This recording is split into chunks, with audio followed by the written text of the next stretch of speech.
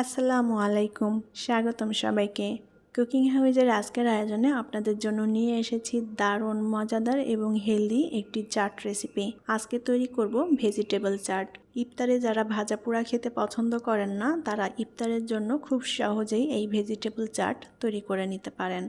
এটা খেতে অনেক বেশি টেস্টি, মজার এবং হেলদি। তৈরি করাও খুবই সহজ। ঘরে থাকা পছন্দসই যে কোনো সবজি দিয়ে আপনারা এই ভেজিটেবল চাট তৈরি করে নিতে পারেন। স্বাস্থ্যের জন্য খুবই উপকারী। তাহলে চলুন কিভাবে ভেজিটেবল চাট তৈরি করি দেখে নেই। ভেজিটেবল চাট তৈরি করার জন্য আমি এখানে আমার ঘরে যে সবজিগুলো ছিল সেগুলোই নিয়ে নিয়েছি। আপনারা আপনাদের পছন্দ মতো সবজি এখানে অ্যাড করতে পারেন। আমি এখানে নিয়েছি পেঁপেটা আমি এরকম ছোট টুকরো করে কেটে নিয়েছি। আর নিয়েছি গাজর, আর নিয়েছি শসা, নিয়েছি টমেটো, আর এখানে নিয়েছি আলুটা আমি সেদ্ধ করে তারপরে এভাবে ছোট টুকরো করে কেটে নিয়েছি। আর বরবটিগুলোও আমি সেদ্ধ করে নিয়েছি। এখানে আমি আলু এবং বরবটি এই দুইটা সবজি সেদ্ধ করে নিয়েছি, আর বাকি সবগুলোই কাঁচা আছে। তবে কেউ যদি এখানে কাঁচা সবজি খেতে না পারেন, সেই ক্ষেত্রে শসা এবং টমেটো বাদ দিয়ে সব সবজিগুলোই একটু সেদ্ধ করে নিতে পারেন। সেদ্ধ করে নিলে সবজি চাটের টেস্ট একরকম হবে আর কাঁচাটার একরকম, এটাই জাস্ট পার্থক্য থাকবে।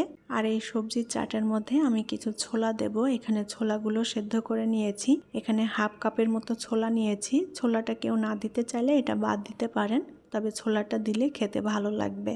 আর এখানে আমি সবজিগুলো সব পরিমাণ মতো নিয়ে নিয়েছি, যতটা তৈরি করতে চাই। একটা মিক্সিং বোল নিয়ে নিয়েছি। এখন একে একে সব সবজিগুলো এর মধ্যে নিয়ে নেব।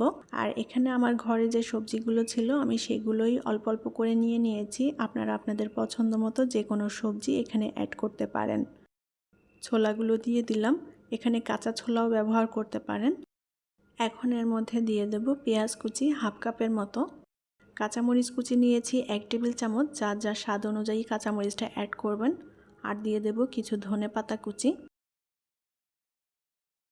আর এখানে নিয়েছি কিছু পুদিনা পাতাটা দিলে খুবই সুন্দর একটা ফ্লেভার আসবে। লবণ দিয়ে দেব স্বাদ মতো। আর দিয়ে দেব গোলমরিচের গুঁড়া, টালা জিরার গুঁড়া দিয়ে দেব। আর এখানে নিয়েছি ভাজা মশলা। এবার দিয়ে দেব চাট মশলা হাতের কাছে না থাকলে এটা বাদ দেওয়া যাবে। আর দিয়ে দেব সরিষার তেলের পরিবর্তে এখানে অলিভ অয়েল ব্যবহার করতে পারেন। আর সব মশলাগুলোই আমি পরিমাণ মতো দিয়ে দিয়েছি। যতটা আমি চাট তৈরি করব এটা আপনাদের পছন্দ মতো অ্যাড করতে পারেন। আর এখানে লেবু কেটে নিয়েছি। আমি এখানে 2 ফালি লেবুর রস দিয়ে দেব। লেবুর রসের পরিবর্তে এখানে ভিনেগার অ্যাড করা যাবে। লেবুর রস দিলে হালকা একটু টকটক হবে, সুন্দর একটা ফ্লেভার আসবে, খেতেও ভালো লাগবে। এখন হাত দিয়ে ভালোভাবে উল্টাপাল্টা করে সবজিটা মেখে নেব। এটা চামচ দিয়েও মেখে নিতে পারেন, তবে হাত দিয়ে মেখে নিলে সবজির সাথে মশলাটা খুব ভালোভাবে মিশে যাবে, খেতেও ভালো লাগবে। উল্টাপাল্টা করে ভালোভাবে মেখে নিতে হবে যেন মশলাটা সব সবজির সাথে ভালোভাবে মিশে যায়। সবজির এই চাট স্বাস্থ্যের জন্য খুবই উপকারী। সারাদিন রোজা রাখার পর ভাজা পোড়া না খেয়ে যদি এই সবজির চাটটা তৈরি করে নেন, এটা খেতে অনেক বেশি ভালো লাগবে। আর স্বাস্থ্যের জন্যও তো খুবই উপকারী, খুবই হেলদি একটি রেসিপি।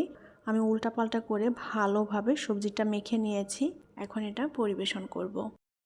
তৈরি হয়ে গেল দারুণ মজাদার, টেস্টি এবং হেলদি সবজির চাট। সবজির এই চাটটা ইফতার অথবা বিকালের নাস্তায় বানিয়ে পরিবেশন করতে পারেন। সবাই খুবই পছন্দ করবে খেতে। আর তৈরি করাও খুবই সহজ। ঘরে থাকা পছন্দসই যে কোনো সবজি দিয়েই তৈরি করে নিতে পারেন ঝটপট করে। আশা করছি আমার আজকের রেসিপি আপনাদের কাছে ভালো লেগেছে। যদি রেসিপিটি ভালো লেগে থাকে তাহলে প্লিজ লাইক, কমেন্ট এবং শেয়ার করবেন। পরবর্তী রেসিপি দেখার আমন্ত্রণ জানিয়ে বিদায় নিচ্ছি। আল্লাহ হাফেজ।